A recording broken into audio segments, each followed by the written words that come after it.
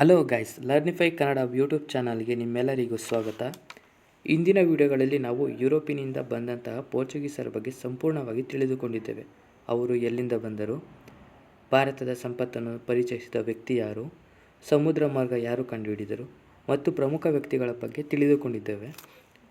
ಇವತ್ತಿನ ವಿಡಿಯೋದಲ್ಲಿ ನಾವು 15ನೇ ಶತಮಾನದಲ್ಲಿ ಏಜ್ ಆಫ್ ಎಕ್ಸ್ಪ್ಲೋರೇಷನ್, ಸಮುದ್ರಾನ್ವೇಷಣೆಯಲ್ಲಿ ತೊಡಗಿದ ರಾಷ್ಟ್ರಗಳ ಬಗ್ಗೆ ತಿಳಿದುಕೊಳ್ಳೋಣ.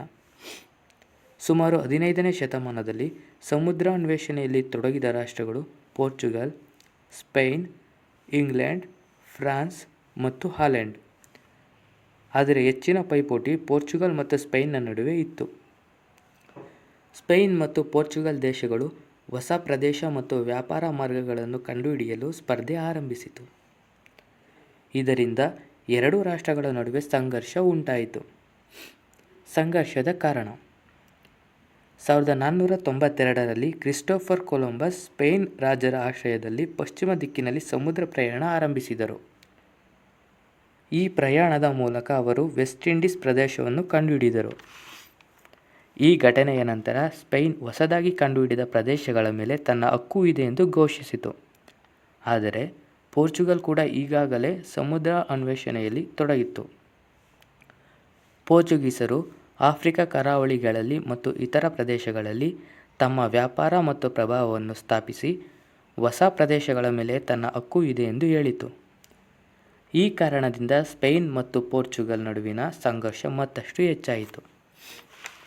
ಪೋಪ್ರ ಮಧ್ಯಸ್ಥಿಕೆ: ಈ ವಿವಾದವನ್ನು ಪರಿಹರಿಸಲು ಕ್ರೈಸ್ತ ಧರ್ಮದ ಮುಖ್ಯಸ್ಥರಾದ ಅಲೆಕ್ಸಾಂಡರ್ 6 ಪೋಪ್ ಮಧ್ಯಸ್ಥಿಕೆ ವಹಿಸಿದರು. ಈ ಸಂಘರ್ಷದ ಬಗ್ಗೆ ಪೋಪ್ರು ತಿಳಿದ ನಂತರ ಅವರು ಒಂದು ಆದೇಶ ಹೊರಡಿಸಿದರು. ಈ ಆದೇಶದ ಪ್ರಕಾರ ಅಟ್ಲಾಂಟಿಕ್ ಮಹಾಸಾಗರದಲ್ಲಿ ಒಂದು ಕಲ್ಪಿತ ರೇಖೆಯನ್ನು ಎಳೆಯಲು ಸೂಚಿಸಲಾಯಿತು. ಈ ರೇಖೆಯ ಪ್ರಕಾರ ಹೊಸ ಪ್ರದೇಶಗಳನ್ನು ಎರಡೂ ರಾಷ್ಟ್ರಗಳ ನಡುವೆ ಹಂಚಿಕೊಳ್ಳಬೇಕೆಂದು ತಿಳಿಸಲಾಯಿತು. ಆದರೆ ಈ ನಿರ್ಧಾರದಿಂದ ಪೋರ್ಚುಗಲ್ ತೃಪ್ತಿಯಾಗಲಿಲ್ಲ. ಆದ್ದರಿಂದ ಸ್ಪೇನ್ ಮತ್ತು ಪೋರ್ಚುಗಲ್ ಮತ್ತೆ ಮಾತುಕತೆ ನಡೆಸಲು ನಿರ್ಧರಿಸಿದವು. ಈ ಮಾತುಕತೆಯ ನಂತರ 1494ರಲ್ಲಿ ಸ್ಪೇನ್ ಮತ್ತು ಪೋರ್ಚುಗಲ್ ನಡುವೆ ಒಂದು ಮಹತ್ವದ ಒಪ್ಪಂದ ಮಾಡಲಾಯಿತು. ಈ ಒಪ್ಪಂದವನ್ನು ಟಾರ್ಡೆಸಿಲಾಸ್ ಒಪ್ಪಂದ ಎಂದು ಕರೆಯುತ್ತಾರೆ. ಈ ಒಪ್ಪಂದವನ್ನು ಸ್ಪೇನ್ ದೇಶದ ಟಾರ್ಡೆಸಿಲಾಸ್ ಎಂಬ ಪಟ್ಟಣದಲ್ಲಿ ಮಾಡಲಾಯಿತು.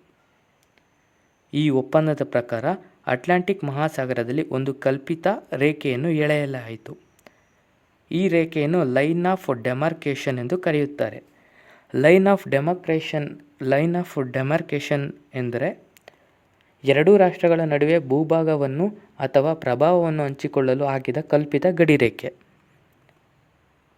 ಈ ರೇಖೆಯು ಪಶ್ಚಿಮ ಭಾಗದ ಎಲ್ಲ ಪ್ರದೇಶಗಳು ಸ್ಪೇನ್ಗೆ ಸೇರಿವೆ ಮತ್ತು ಪೂರ್ವ ಭಾಗದ ಎಲ್ಲ ಪ್ರದೇಶಗಳು ಪೋರ್ಚುಗಲ್ಗೆ ಸೇರಿದೆ ಎಂದು ತಾತ್ಕಾಲಿಕವಾಗಿ ಈ ಸಂಘರ್ಷವನ್ನು ಪರಿಹರಿಸಲಾಯಿತು. ಒಪ್ಪಂದದ ಪರಿಣಾಮ: ಈ ಒಪ್ಪಂದದ ನಂತರ ಸ್ಪೇನ್ ಅಮೆರಿಕ ಪ್ರದೇಶಗಳಲ್ಲಿ ತನ್ನ ಆಳ್ವಿಕೆಯನ್ನು ವಿಸ್ತರಿಸಿತು. ದಕ್ಷಿಣ ಅಮೆರಿಕ ಮತ್ತು ಮಧ್ಯ ಅಮೆರಿಕದ ಬಹುತೇಕ ಪ್ರದೇಶಗಳು ಸ್ಪೇನ್ ಆಡಳಿತಕ್ಕೆ ಒಳಪಟ್ಟವು. ಪೋರ್ಚುಗೀಸರು ಭಾರತಕ್ಕೆ ಸಮುದ್ರ ಮಾರ್ಗವನ್ನು ಕಂಡುಹಿಡಿದು ಭಾರತದಲ್ಲಿಯೂ ತಮ್ಮ ಪ್ರಭಾವವನ್ನು ಸ್ಥಾಪಿಸಿದರು. ಬ್ರೆಜಿಲ್ ದೇಶ ಪೋರ್ಚುಗಲ್ ಅಧೀನಕ್ಕೆ ಹೋಗಲು ಮುಖ್ಯ ಕಾರಣವೂ ಕೂಡ ಈ ಒಪ್ಪಂದವೇ ಆಗಿದೆ. ಒಪ್ಪಂದದ ಮಹತ್ವ: ಈ ಒಪ್ಪಂದವು ಜಗತ್ತಿನ ಇತಿಹಾಸದಲ್ಲಿ ಬಹಳ ಮಹತ್ವದ ಘಟನೆಯಾಗಿದೆ, ಏಕೆಂದರೆ ಈ ಒಪ್ಪಂದದ ಮೂಲಕ ಯುರೋಪಿನ ಎರಡೂ ರಾಷ್ಟ್ರಗಳು ಜಗತ್ತಿನ ಹೊಸ ಪ್ರದೇಶಗಳನ್ನು ತಮ್ಮ ನಡುವೆ ಹಂಚಿಕೊಂಡವು. ಮುಂದಿನ ದಿನಗಳಲ್ಲಿ ಯುರೋಪಿನ ರಾಷ್ಟ್ರಗಳಿಗೆ ವಿಶ್ವದ ವಿವಿಧ ಭಾಗಗಳಲ್ಲಿ ಸಾಮ್ರಾಜ್ಯ ಸ್ಥಾಪಿಸಲು ಪ್ರೇರಣೆ ನೀಡಿತು. ಇದರಿಂದ ಔಪನಿವೇಶಿಕ ಆಡಳಿತಕ್ಕೆ, ಕೊಲೋನಿಯಲ್ ರೂಲ್ಗೆ ಬುನಾದಿ ಹಾಕಲ್ಪಟ್ಟಿತು. ಇಲ್ಲಿ ಕೊಲೋನಿಯಲ್ ರೂಲ್ ಎಂದರೆ ಒಂದು ಬಲಿಷ್ಠ ದೇಶ ಮತ್ತೊಂದು ದೇಶ ಅಥವಾ ಪ್ರದೇಶದ ಮೇಲೆ ತನ್ನ ಆಡಳಿತವನ್ನು ಸ್ಥಾಪಿಸಿ ಆ ಪ್ರದೇಶವನ್ನು ನಿಯಂತ್ರಿಸುವುದು. ಉದಾಹರಣೆಗೆ, ಇಂಗ್ಲೆಂಡ್ ದೇಶವು ನಮ್ಮ ಭಾರತವನ್ನು ಸುಮಾರು 200 ವರ್ಷಗಳ ಕಾಲ ಆಡಳಿತವನ್ನು ನಡೆಸಿತು. ಒಟ್ಟಾರೆ ನೋಡಿದರೆ 1494ರ ಟಾರ್ಡೆಸಿಲಾಸ್ ಒಪ್ಪಂದ ಸ್ಪೇನ್ ಮತ್ತು ಪೋರ್ಚುಗಲ್ ನಡುವಿನ ಸಂಘರ್ಷವನ್ನು ಪರಿಹರಿಸಿದ ಪ್ರಮುಖ ಒಪ್ಪಂದವಾಗಿದೆ.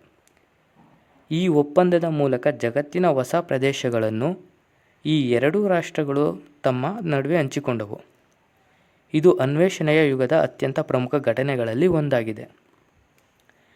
ಇದು ಪೋರ್ಚುಗಲ್ ಮತ್ತು ಸ್ಪೇನ್ನ ನಡುವೆ ಒಂದು ಆದ ಸಂಘರ್ಷ ಮತ್ತು ಒಪ್ಪಂದ. ಈ ವಿಡಿಯೋ ನಿಮಗೆ ಇಷ್ಟವಾದರೆ ಲೈಕ್ ಮಾಡಿ. ಇತಿಹಾಸ ಮತ್ತು ಸ್ಪರ್ಧಾತ್ಮಕ ಪರೀಕ್ಷೆಗಳಿಗಾಗಿ ಇನ್ನಷ್ಟು ವಿಡಿಯೋಗಳಿಗಾಗಿ ನಮ್ಮ ಲರ್ನಿಫೈ ಕನ್ನಡ ಯೂಟ್ಯೂಬ್ ಚಾನಲ್ಗೆ ಸಬ್ಸ್ಕ್ರೈಬ್ ಮಾಡಿ. ಮತ್ತೆ ಮುಂದಿನ ವಿಡಿಯೋದಲ್ಲಿ ಸಿಗೋಣ. ಧನ್ಯವಾದಗಳು.